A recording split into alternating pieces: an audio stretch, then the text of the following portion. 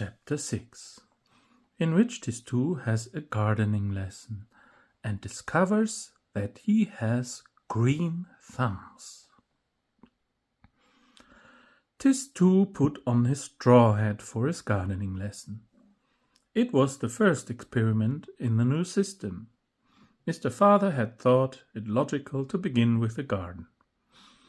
After all, a gardening lesson was fundamental, a lesson about the earth on which we walk, and which produces the vegetables we eat and the hay upon which animals feed, till they are fat enough to be eaten too. The earth, Mr. Father had said, is the origin of basis of all else. I hope to goodness I don't go to sleep again, thought Tistou as he went to his lesson.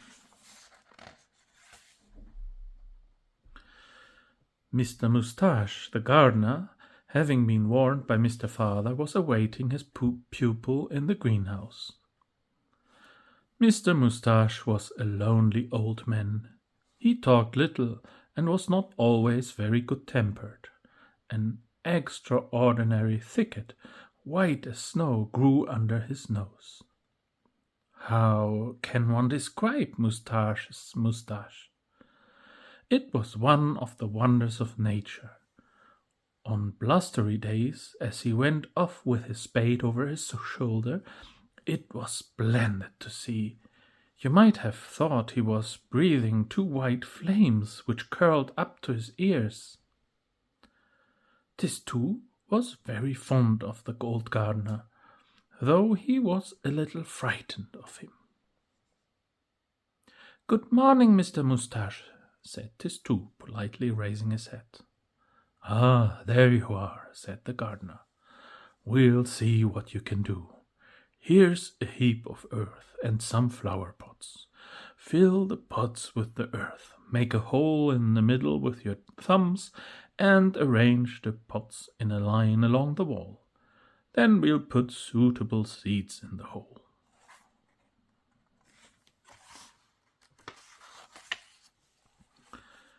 Mr. Father's hothouses were beautiful, quite in keeping with the rest of the establishment. Beneath the shelter of the shining panes of glass, a big stove produced a warm, damp atmosphere. Mimosas flowered in the middle of winter. Palms, imported from Africa, flourished in them.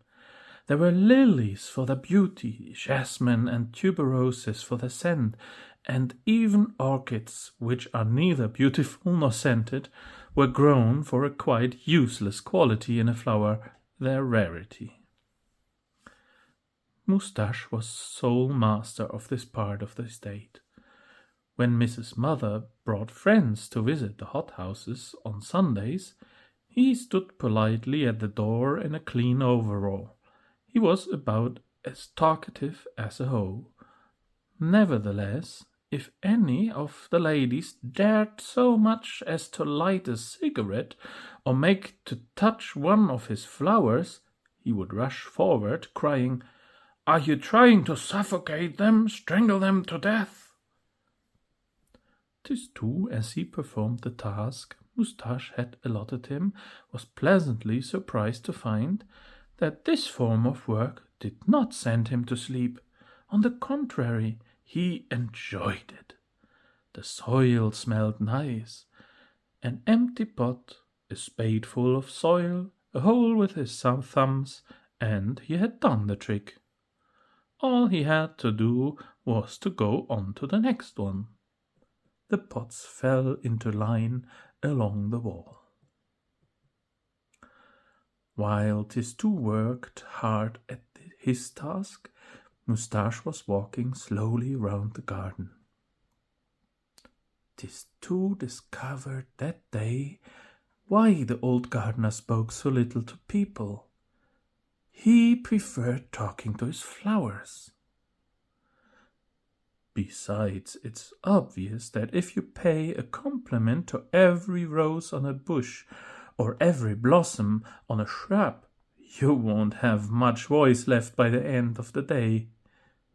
To say good evening, sir, or good night, madam, or bless you when somebody sneezes. All those little phrases which make people say, how polite he is. Moustache was going from one flower to another, asking them how they were. Well, little tea rose, still up to your old tricks, eh? Keeping a few buds in reserve to flower when there's no one to see them? And you believe yourself king of the walk, morning glory, do you? Just trying to climb up to the top of my pagoda? These are nice going-ons. Then he turned his attention to Tistou. What? Not finished yet? I've nearly finished, said Tistou. I've only got 3 more pots to fill. He quickly filled them and went to meet Moustache at the other end of the garden. There, I've finished. Well, we'll have a look, said the gardener. They returned slowly because Moustache kept on stopping to congratulate a peony on its complexion or encourage a hydrangea to turn blue. Suddenly they came to a halt in utter stupefaction and amazement. I can't be dreaming, can I? Said Mr. Moustache, rubbing his eyes. You do see what I see? Yes, I do, Mr. Moustache. Under the wall, just a few yards away, every pot Tistou had filled had flowered in 5 minutes. Don't let's make any mistake about it. Here was no question of merely a few pale hesitant shoots, not at all. Every pot contained a huge, a splendid begonia. Together they formed a thick red hedge. It's unbelievable, said Moustache. It takes at least 2 months to grow begonias like these. But a prodigy is a prodigy. One begins by establishing its undeniable existence, and then one goes on to try to explain it. But we didn't put any seeds in the pots, Mr. Moustache, said Miss Tistou. So where do the flowers come from? It's most mysterious, said Moustache. Very mysterious indeed. And he suddenly took Tistou's little hands in his own callous ones and said, Show me your thumbs. He turned his pupil's thumbs this way and that, examined them in the shade and in the sunlight. My boy, he said at last, after deep reflection, something very astonishing and extraordinary has happened to you. You've got green thumbs. Green? Cried Tistou in surprise. They look pink to me, and at the moment rather dirty. They are certainly not green. He stared at his thumbs, but they looked just as usual. You can't see it, of course, said Mr. Moustache. Green thumbs are invisible. It's something that happens under the skin, what's known as hidden talent. Only an expert can recognize it. Well, I'm an expert, and I tell you, you've got green thumbs. What do you do with green thumbs? What do you use them for? Oh, they are wonderful things, said the gardener. A true gift of heaven.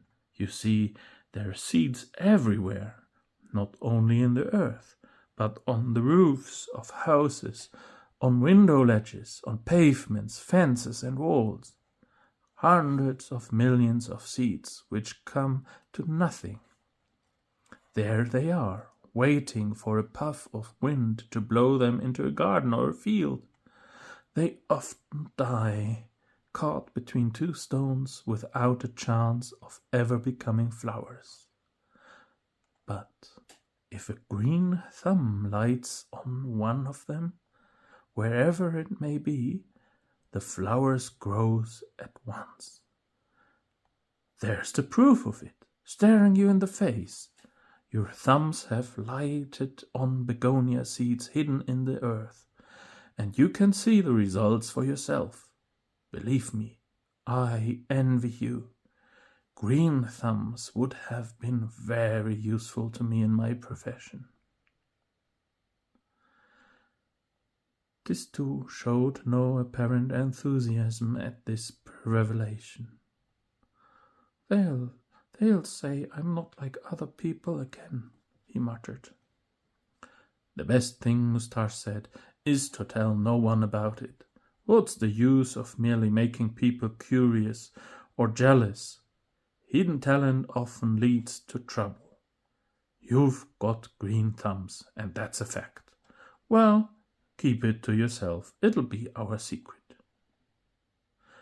And in the notebook provided by Mr. Father, and which Tistou had to get signed at the end of every lesson, Moustache wrote, "The boy shows promise as a gardener."